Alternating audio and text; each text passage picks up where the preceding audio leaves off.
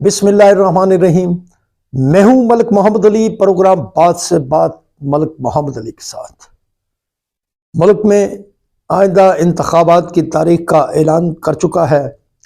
सियासी पार्टियां हर हलके में अपने उम्मीदवारान का तयन करने के लिए दरखास्तें वसूल कर रही हैं और ज़िला पाकपतन के 3 सूबाई असम्बलियों के हलकों की मौजूदा सूरत हाल के मतलब हम अपने दोस्तों और चाहने वालों और सुनने वालों को आगाह कर चुके हैं। और आज हम बात करेंगे ज़िला पाकपतन की अहम इलाका तजारती और दिगर लिहाज से बहुत ही मजबूत इलाका आरावाला शहर की नशिस्त की बात करेंगे। PP 196 सिटी आरावाला की बात करेंगे। इस हलका से किस पार्टी का उम्मीदवार जीतने की पोजीशन में है और तहरीक इंसाफ की आरावाला शहर में क्या पोजीशन है, या दिगर ग्रुप्स, दिगर बरादरियां जो बहुत अहम है इस इलाका में, उनकी सियासी सूरत हाल क्या है और क्या नई डेवलपमेंट्स हो रही हैं इस एरिया में। इस पर आज के इस प्रोग्राम में हम जहां तक मुमकिन हो सका तमाम तफसीलात से आगाह करेंगे और इस प्रोग्राम को आखिर तक जरूर देखिएगा, क्योंकि हम तफसील के साथ आगाह करेंगे कि इस एरिया में आइंदा इलेक्शन के क्या नतीजे हो सकते हैं। आरावाला शहर किस शख्सियत के सर पर मेंबर पंजाब असेंबली की पग रखने जा रहा है, आगाह करेंगे। और प्यारे दोस्तों, जिन दोस्तों ने अभी तक हमारे चैनल को सब्सक्राइब नहीं किया और जो हमें नहीं देखने वाले दोस्त हैं, बराए मेहरबानी वो हमारे चैनल को सब्सक्राइब भी करें, लाइक भी करें और शेयर भी करें। तो हम बात कर रहे हैं आरावाला सिटी PP 196 की कि इस बार इस शहर से कौन मुंतखब होने जा रहा है और ग्रुप बंदी क्या हो रही है, क्या क्या सब बंदियां ऐसी हैं कि जिनसे MPA के ख्वाहिशमंद उम्मीदवारान किस जोड़ तोड़ में मसरूफ है। तो दोस्तों, इस हलका में राना आजाद हुसैन खान MPA रहे और फिर पार्लिमानी सेक्रेटरी भी बने। इसके बाद मियां नवीद तारिक MPA बने और उन्होंने 5 साल MPA शिप की। इसके साथ साथ बाद अज़ां उनके भाई डॉक्टर फर्रुख जवेद यहां से MPA बने। वो सूबाई वजीर भी रहे, सूबाई वजीर ज़राअत रहे, बल्कि मियां मोहम्मद नवाज शरीफ ने जो किसानों को पैकेज दिया था, एक बहुत बड़ा पैकेज दिया था अपनी हुकूमत के दौरान, डॉक्टर फर्रुख जवेद ने उस पैकेज की तैयारी में अहम रोल अदा किया था। और फिर 2018 के इलेक्शन में अराई बरादरी से ही ताल्लुक रखने वाले चौधरी नईम इब्राहिम मैदान में आए। इससे कबल चौधरी नईम इब्राहिम नाज़म यूनियन काउंसिल भी रहे और वो मियां मोहम्मद अमजद जोया के करीबी साथियों में शुमार होते थे। और 2018 के इलेक्शन में चौधरी नईम इब्राहिम ने तहरीक इंसाफ के प्लेटफॉर्म से डॉक्टर फर्क जवेद, जो मुसलसल जीतते चले आ रहे थे, मुस्लिम लीग नून के उम्मीदवार थे, चौधरी नईम इब्राहिम ने डॉक्टर फर्क जवेद को शिकस्त दी। और अरवाला के अंदर चौधरी नईम इब्राहिम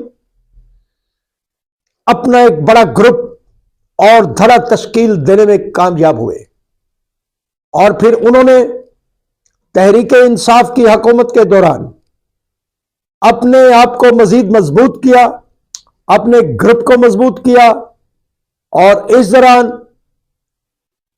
डॉक्टर फर्क जवेद गो मुस्लिम लीग नून के उम्मीदवार भी थे, सूबाई वजीर भी रहे, लेकिन हम समझते हैं कि बुनियादी तौर पर डॉक्टर फर्क जवेद 3-4 साल तक दबी दबी सियासत करते रहे। वो इतना खुलकर मैदान में मौजूद नहीं थे, उनका ग्रुप मौजूद था, लेकिन उनकी सियासी सरगर्मियां धीमे धीमे चलती रही। बहरहाल जब इमरान खान के खिलाफ तहरीक अदम एतमाद कामयाब हुई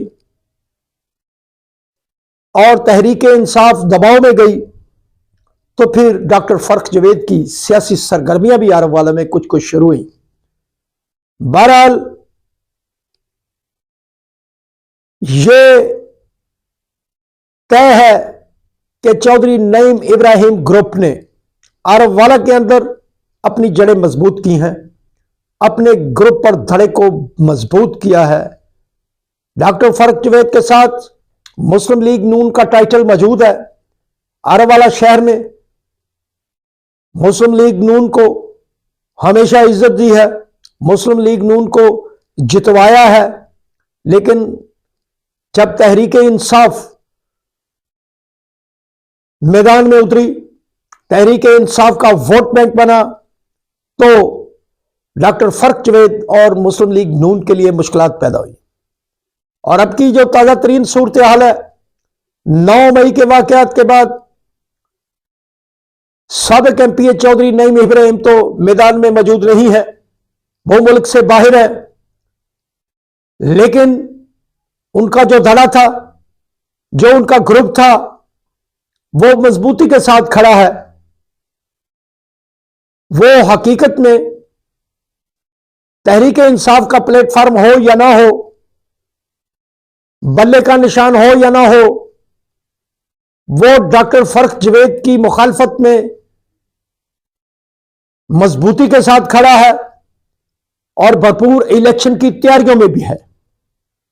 अब बाजार तो डॉक्टर फर्क जवेद के लिए अरवाला शहर का मैदान खाली है, उसके सामने अभी तक नईम इब्राहिम की अदम मौजूदगी में कोई ऐसा बड़ा उम्मीदवार मौजूद नहीं है।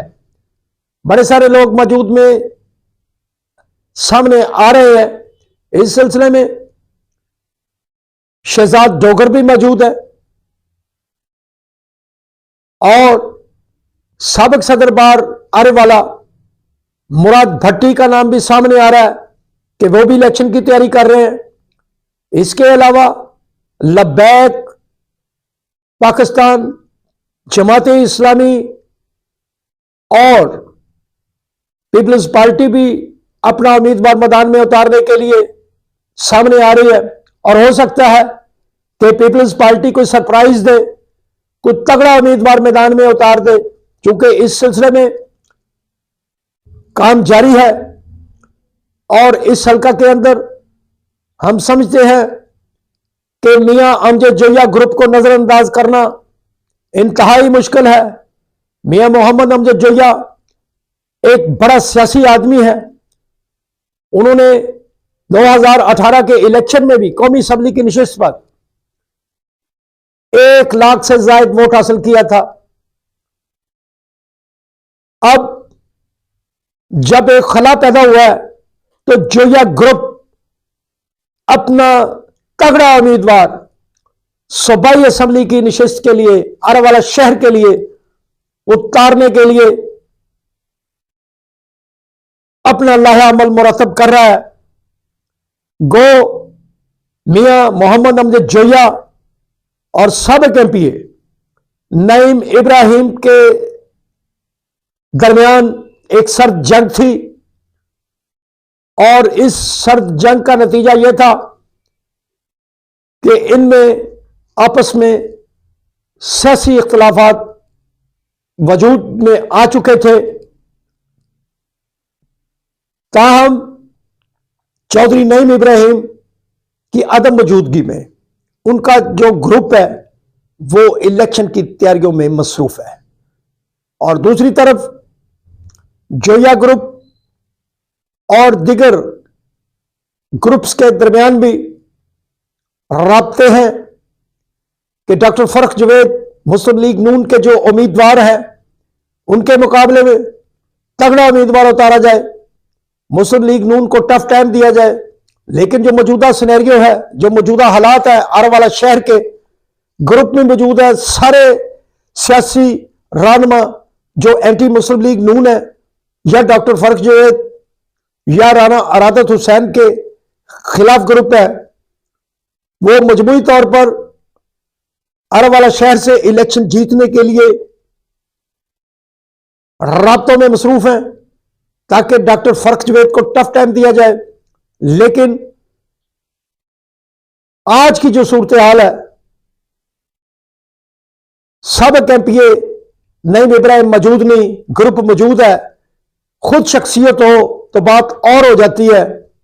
अगर चौधरी नईम इब्राहिम बजाते खुद आकर इलेक्शन में हिस्सा लेते हैं तो बात और होगी, लेकिन अगर उनका ग्रुप इलेक्शन में जाता है तो उनकी अदम मौजूदगी में शायद वो नतायज ना मिल सके जिसकी चौधरी नईम इब्राहिम ग्रुप ख्वाहिश रखता है। बहरहाल आरावाला की ये सियासत दिलचस्प मराहल में है। बड़े सारे उम्मीदवार जो अभी तक कुछ सामने भी नहीं आए लेकिन वो अंदरूने खाना जोड़ तोड़ कर रहे हैं ताकि मुस्लिम लीग नून को वॉकओवर ना मिले। मुस्लिम लीग नून के उम्मीदवार डॉक्टर फरख जवेद जिनके सामने अभी तक मैदान खाली नजर आ रहा है, कोई तगड़ा और बड़ा उम्मीदवार सामने नहीं आया, लेकिन यह बात भी अपनी जगह पर मौजूद है कि मुस्लिम लीग नून का मुखालिफ वोट बैंक और जो डॉक्टर फरख जवेद, राना इरादत शरीफ या मियां नवीद तारक के खिलाफ जो वोट है वो एक जगह पर यकजा होने के लिए प्लानिंग कर रहा है। लेकिन मौजूदा जो सूरत हाल है इसमें फिलहाल डॉक्टर फरख जवेद जो अकेले बड़ा उम्मीदवार सामने आ रहा है उसकी पोजीशन चूंकि वाजे है, चूंकि वो अकेले मैदान में मौजूद है। हालात उस वक्त बदलेंगे जब चौधरी नईम इब्राहिम तहरीक इंसाफ के प्लेटफॉर्म से या किसी और हैसियत से बजाते खुद मैदान में आएंगे। अभी तक तो वो तहरीक इंसाफ में मौजूद है, उनका ग्रुप भी तहरीक इंसाफ में मौजूद है, लेकिन आने वाले कल इलेक्शन से कबल क्या सूरत हाल बनती है, चौधरी नईम इब्राहिम मंजर आम पर आते हैं या नहीं आते या मुल्क से बाहर ही रहते हैं, तो ऐसी सूरत हाल में तो फिर डॉक्टर फरख जवेद उनको वाज़े तौर पर, चूंकि वो पहले भी थे, उन पर कोई ऐसे इल्जामात भी नहीं है। डॉक्टर फरख जवेद बुनियादी तौर पर शरीफ आदमी है, तरक्याती कामों में दिलचस्पी रखते हैं और आरावाला की सियासत में उनका अहम रोल है। बहरहाल मुखालिफ होता है। अगर कोई मुखालफिन बड़ा ग्रुप तश्कील देकर किसी आज़ाद उम्मीदवार की हैसियत से या किसी सियासी पार्टी की छतरी तले इलेक्शन के लिए कोई मुतफिका बड़ा उम्मीदवार सामने आता है तो फिर डॉक्टर फरख जवेद के लिए मुश्किलात पैदा हो सकती हैं। और डॉक्टर फर्क जवेद को टफ टाइम मिल सकता है, लेकिन आज की जो पोजीशन है इसमें डॉक्टर फर्क जवेद अकेला ही मैदान मारता हुआ नजर आ रहा है। बहरहाल आने वाले दिन क्या रुख अख्तियार करते हैं, कौन सा ग्रुप सामने आता है जो डॉक्टर फर्क जवेद को टफ टाइम दे। सलाम पाकिस्तान, सलाम ओवरसीज, अल्लाह हाफिज।